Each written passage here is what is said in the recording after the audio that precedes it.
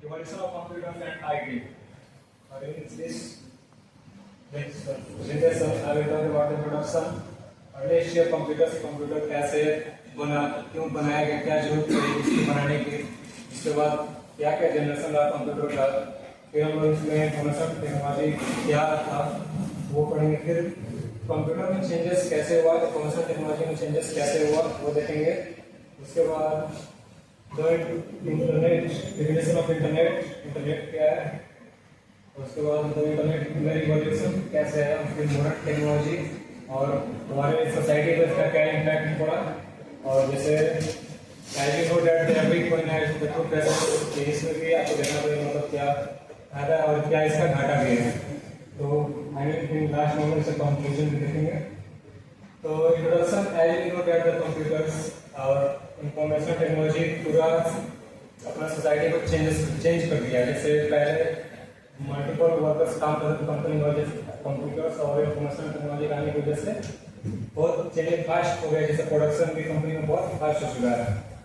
तो फिर जब कंप्यूटर बना तो सिंपल मशीन से एडवांस एआई सिस्टम तक हम लोग कैसे आए ये देखेंगे, और टेक्नोलॉजी ने कैसे ह्यूमन लाइफ को इजियर और फास्टर बनाते गए समय के साथ। तो we get connected with many people globally, और जैसे I know that we use social media, Instagram, WhatsApp, Facebook etcetera. तो इसी वजह से हम लोग ग्लोबली कनेक्ट हो चुके हैं। बहुत सी कंट्रीज में कंट्रीज में अभी जैसे फिलीपींस में जस्ट कुछ दिन पहले इतना अर्थक्वेक आया, इस वजह से हम लोग सोशल मीडिया को जान रहे उस वजह से। तो टुडे हम लोग inform education computer and IT, और जैसे आज में लॉकडाउन की वजह से पूरा स्टडी सिस्टम ही इंटरनेट पर बेस्ड हो चुका था। तो आइए आगे देखते हैं अर्ली हिस्ट्री ऑफ कंप्यूटर्स।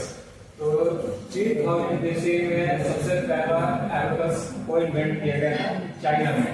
वैसे प्रोपर्ली तो चाइना में इन्वेंट नहीं किया गया था, तो इसका मॉडिफिकेशन हुआ था चाइना में। तो इसको सबसे फर्स्ट कैलकुलेटिंग डिवाइस बोला जाता है। फिर नेक्स्ट 42 एडी ने ब्लेज पास्कल ने इन्वेंट किया पास्कल को। ये कैलकुलेटर का सबसे पहले कंप्यूटर के नाम पर कैलकुलेटर ही बनाया गया था। उसके बाद 1673 एडी में गॉटफ्राइड ने पास्कल मशीन को इंप्रूव किया। तो ये जो ब्लेज पास्कल ने जो बनाया था इसी को इंप्रूव किया उन्होंने 1673 एडी में। और लास्ट 1822 एडी में चार्ल्स बेबेज, जिनको कलर कंप्यूटर भी बोला जाता है, उन्होंने difference engine of automatic first electronics पर काम करने वाला इंजन बनाया। ये जो तीनों है ये तीनों विदाउट इलेक्ट्रिसिटी चलता है। तो ये रहा फर्स्ट एबेकस, इसको इन्वेंट किया गया था मेसोपोटामिया में, जो कि अभी मॉडर्न डे इराक के रीजन में है। एबेकस यहीं पर बना था। इसको मॉडिफिकेशन किया गया था चाइना में। कहां पे बना था? देखो वहां पे मेसोपोटामिया जो जगह है वो दो नाम से बना है, मेसोस एंड पोटामस। सुना क्या आपने ऐसा? नहीं। इराक रीजन बोला जाता है, इराक। तो इसको फिर बाद में चाइना में इंप्रूव किया गया। जैसे ये वुडन पेंट से बना हुआ है, इसमें जैसे कैलकुलेशन, एडिशन, सब्ट्रैक्शन वगैरह सिंपली ये होता था इसमें। तो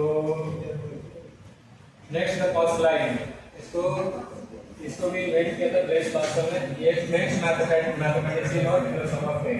इसको 1642 में इन्वेंट किया गया था। तो जैसे इसको बनाने का पीछे रीजन था कि इनके जो फादर थे ब्लेज पास्कल के, ये थे कलेक्टर, उस टाइम के मतलब टैक्स कलेक्टर थे। तो उसको टैक्स कलेक्शन में थोड़ा कैलकुलेशन ज़्यादा होता है कि मतलब टैक्स ज़्यादा कलेक्ट होता था, उसमें कैलकुलेशन मॉडिफिकेशन सब करने में प्रॉब्लम होती है। उसके वही रीजन है इसको बनाने के पीछे। इसका बॉक्स लाइक स्ट्रक्चर था, ये व्हील्स थे जो कि नंबर रिप्रेजेंट करते थे, 1 to 9 तक रिप्रेजेंट करता था किसी नंबर को। तो फिर नेक्स्ट है Gottfried William first time machine को पिछले वाले को ही इन्होंने इम्प्रूव किया था। तो उससे इजी है, थोड़ा उससे एडवांस था वो, उससे थोड़ा ये फास्ट कैलकुलेशन रिजल्ट शो करता था। और इसमें एक और खासियत है कि स्क्वायर रूट भी फाइंड कर सकता था। फिर अगर डिफरेंस इंजन पर जो चार्ल्स बेबेज ने बनाया था, ये इसको 1822 में बनाया गया था। ये फर्स्ट मैकेनिकल कैलकुलेटर था जो कि वो सब ऑफलाइन काम करता था, सॉरी और इलेक्ट्रिसिटी काम नहीं करता था, ये इलेक्ट्रिसिटी पर काम करता था। तो फिर मतलब जैसे इसको इसके पीछे के रीजन चार्ल्स ने पूरा इसको नहीं बना पाया, पूरे अपने लाइफ जीवन में इसको बना के रिप्रेजेंट नहीं कर पाए थे। तो इसको फिर मतलब जो पीछे था चार्ल्स बेबेज वाला सॉरी, उसमें उसको भी जैसे उनका जीवन मतलब पूरा बनाते रहे लेकिन पूरा नहीं हुआ, तो उनके मॉडल पे फिर वो काम करता गया, जैसे वो काम किए तो फाइनली जाकर तैयार हो गया। तो फिर जब वो बनने के बाद जनरेशन है कंप्यूटर की, वही जनरेशन 1940 टू 1956 के बीच में बना। ये बैकेंड ट्यूब्स के ऊपर काम करता था, ये बहुत बड़ा भी था और स्लो भी था।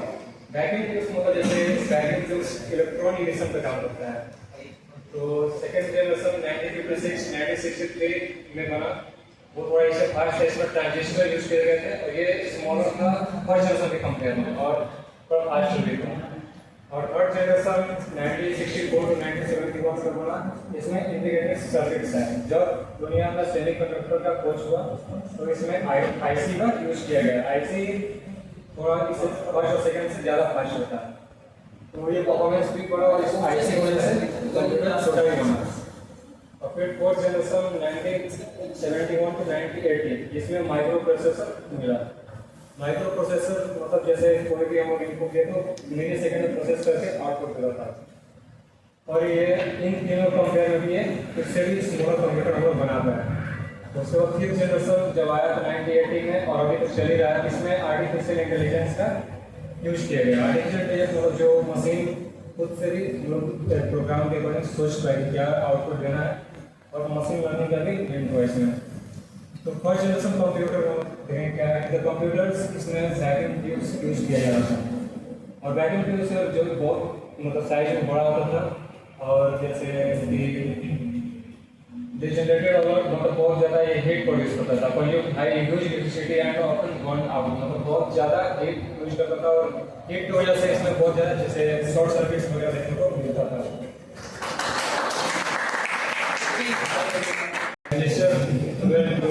ट्रांजिस्टर जब से आया इसमें इसको पहले के कंपेयर में स्मॉलर बना और फर्स्ट जनरेशन और उससे सस्ता भी था।